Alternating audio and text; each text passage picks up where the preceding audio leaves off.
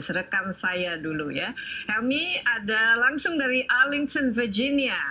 Bagaimana Helmi, sudah di Arlington sendiri polling sudah tutup ya? Sudah ada kira-kira indikasi bagaimana negara Ya, bagian di sana memilih?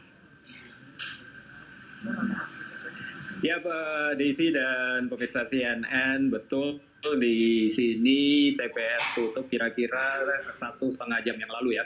Jam 7 malam kalau di Virginia, eh, dan di Arlington itu tadi pagi cukup sepi ya kalau teman-teman yang meliput di TPS di Arlington dari pagi hari lebih lengang. Itu mungkin karena memang lebih banyak orang ya yang tahun Ya. ini memilih secara lebih awal ataupun memilih lewat pos ya. Jadi itu yang membuat suasana memang agak tampak sedikit lengang. Juga di California, rekan kami juga yang meliput di sana juga menunjukkan bahwa di awal-awal memang juga lengang, tapi memang kalau di California itu di Los Angeles terutama itu sejak tanggal 30 Oktober kan sudah ada pemilihan secara lebih awal, dan di awal-awal itu memang jauh lebih banyak orang yang memilih secara lebih awal maupun lewat pos ya. Dan kalau ini hasil yang baru masuk, kalau di tempat kami, ini VOA memproyeksi baru saja ada beberapa yang terakhir saya lihat New Jersey, ini buat Biden, New York tentu juga buat Biden, Maryland juga buat Biden, Oklahoma ini buat Trump, Delaware buat Biden, Massachusetts buat Biden, kemudian Biden itu di Vermont, Trump di Indiana, yang kemudian Kentucky dimenangkan oleh Trump. Jadi itu yang diproyeksi oleh VOA berdasarkan hasil yang masuk pada saat ini ya. Tapi memang kali ini Pilpresnya jauh lebih unik ya, karena meskipun tadi saya bilang bahwa di TPS tampak lengang di beberapa yang kami pantau, tapi bukan menunjukkan bahwa antusiasme pemilih itu rendah, tapi justru antusiasme pemilih sangat tinggi ya. Ini data yang kita lihat kan sampai kemarin atau sebelum hari pemilu ini di Amerika itu sudah 100,6 juta warga yang melakukan pemilihan secara dini ya, baik melalui pos maupun yang datang sendiri ke TPS. Ini menurut data dari US Elections Project ya. Itu terdiri dari 64,7 juta yang mengirimkan suara lewat pos, dan ada hampir 36 juta yang datang langsung ke TPS ya. Ini kalau kita lihat angka 100 juta itu sudah berupa sekitar 73% dari seluruh orang yang ikut pemilu pada pemilu 2016 4 tahun yang lalu. Waktu itu jumlah totalnya 137 juta ya. Karena itu memang para pakar pemilu di Amerika memperkirakan turnout pada tahun ini, yaitu partisipasi orang yang ikut pemilu itu jauh lebih tinggi, dan diperkirakan ada 160 sampai 165 juta warga Amerika yang akan ikut dalam pemilu pada tahun ini. Itu menurut pakar pemilu dari Universitas Florida, Michael McDonald ya. Itu biasanya kalau di Amerika partisipasi dalam pemilu atau turnout itu kan cukup rendah ya. Misalnya pada 2016 itu hanya 55% pemilih dari semua orang yang berhak memilih itu yang menggunakan hak pilihnya dan pergi ke TPS ataupun memilih lewat pos.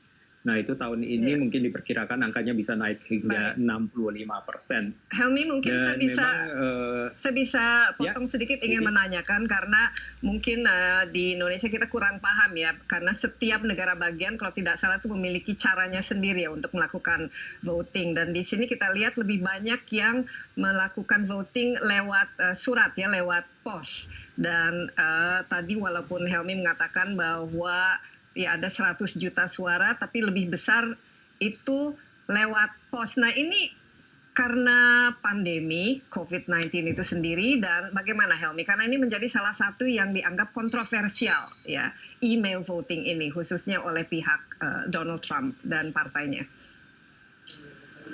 Ya betul, jadi mengapa orang lebih banyak melakukan pemilihan secara awal maupun juga lewat pos, itu memang terutama disebabkan oleh pandemi COVID ya.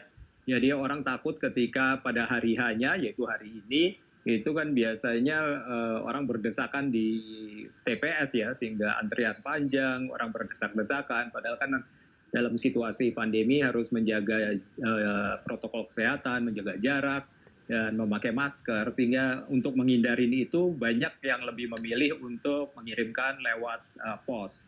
Juga mengikuti pemilihan secara dini sehingga tidak terjadi penumpukan pada hari ini ya, pada hari ini. Jadi memang tadi terlihat di teman-teman ketika meliputi TPS jauh lebih lengang pada hari ini, itu tapi bukan berarti bahwa tingkat partisipasinya rendah ya. Dan kalau kita lihat memang dari angka ini yang saya lihat ya, dari angka ini dari 20 negara bagian oleh US Elections Project itu ada sebanyak 22 juta pemilih itu adalah registered Democrats ya. Jadi adalah pemilih yang terdaftar sebagai anggota Demokrat, dan hampir 15 juta itu adalah pemilih terdaftar dari Partai Republik, dan 11 juta itu tidak terafiliasi ke salah satu partai ya. Tapi meskipun ini tidak bisa menggambarkan dari bagaimana hasil pemilunya ya, karena seperti kita tahu bahwa kalau di Amerika pemilihan umum atau pemilihan presiden ini kan bukan hasil mutlak dari suara ya, bukan dari popular vote, tapi dari suara elektoral. Jadi dari tiap negara bagian punya suara elektoral sendiri, dan pemenang yang memenangkan di negara bagian itu mengambil semua suara elektoral ya, winner take all. Jadi winner takes all, mengambil semua suara itu, dan itu yang dijumlahkan dan menjadi dikumpulkan untuk menjadi angka 270.